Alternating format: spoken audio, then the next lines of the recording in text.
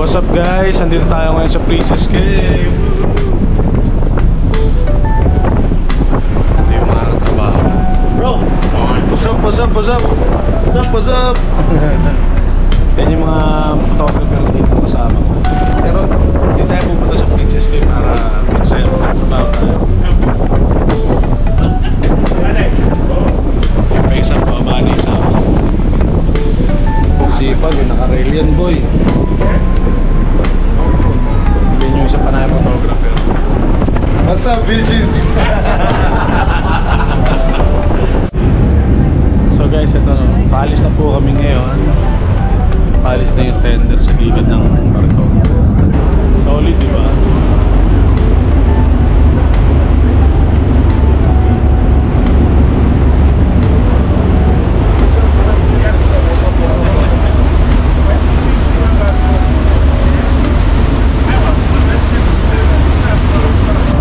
Goodbye Carnival, see you after an hour.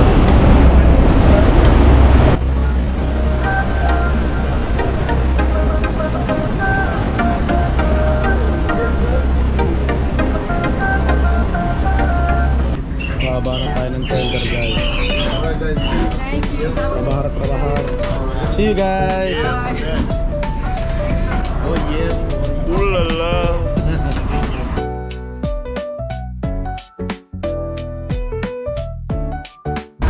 Yun, ganyan yung itsura ng tender guys pag bumaba dito. Ayan o.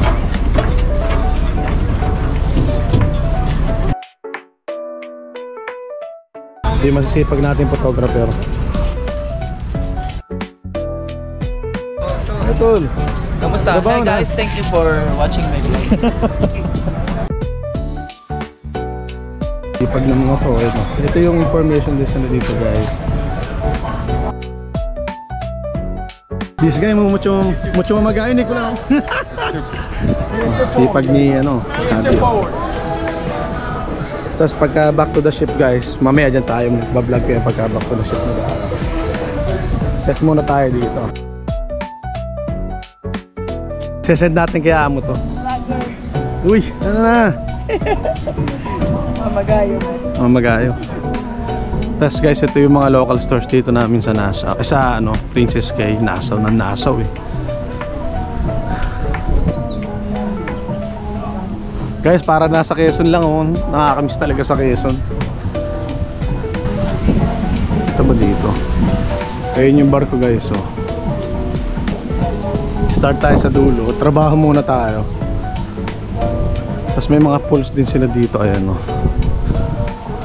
Medyo okay din naman dito guys, kaso syempre huwag may kukumpara sa Pinas. Dito kasi medyo parang ano sila dito, yung nature ng beach nila talagang ligo, sunbathing lang sila.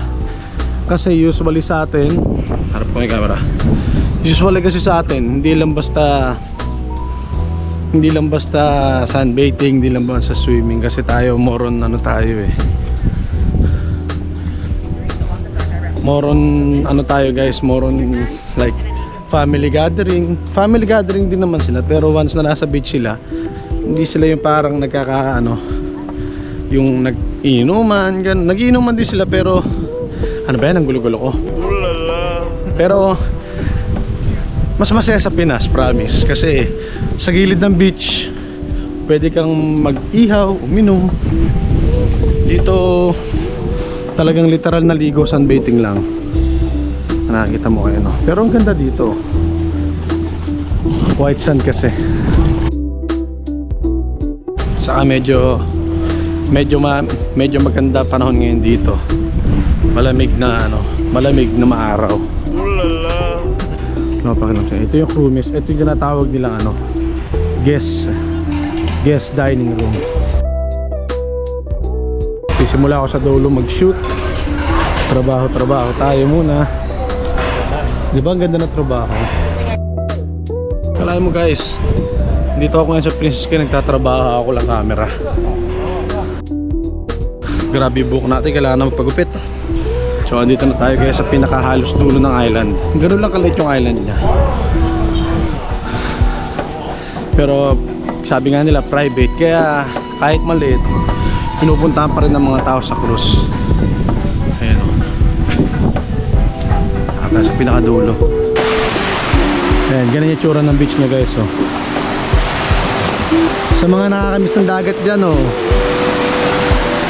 pakinggan nyo yung alon. Mahingit kayo. Sa mga sima naman nanonood, manawa kayo guys. Ayan. Sa amin kasi mga seafarer guys, pag nakakarinig kami ng ganyang alon, para kasing ano yun, yung alon sa pinaka pangpang ng dagat. So sa amin, kaya kahit pag umuwi kami, gusto namin nagbi-beach kasama yung pamilya. Kasi hindi naman ganyan yung naririnig namin. Usually, ang naririnig mo sa barko, dagundong ng ano eh, alam mo, dagundong ng alon dun sa pinaka metal niya. Ayan yung barko. Nakikita niyo yan. Ayan yung pinaka beach ng Princess Cays.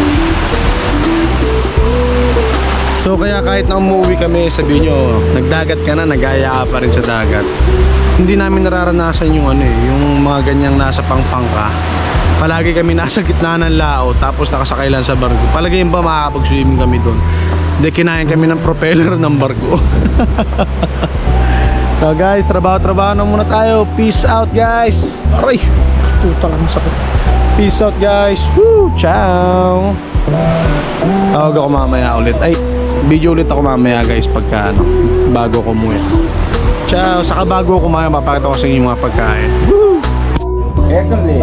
So yung guys, ano, kakain muna tayo. Grabe, mitin mukha ako. Kalimutan ko yung sombrero ko. Ayos na rin nasa adobo. Ha?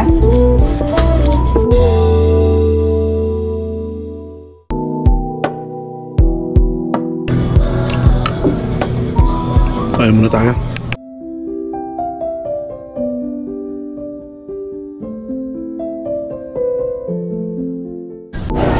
So guys, ayun, pauwi na ako ngayon. Na-target na natin yung pinapatarget na yamo. Ano na? Hello. Ayan na boy. Uwi na. Uwi na. Baka mabastahin niyo boy. So guys, ito pala yung itsura nung pabalik sa barko. May security tayo dyan. So kahit anong bagay na dalhin mo dito, makikita nila yun. So yun guys, pabalik na ako ng barko. Tapos na naman ang isang duty sa Princess Cays. Yeah boy. Ulala. Yun yung barko guys. Ito yung tsura ng tenda.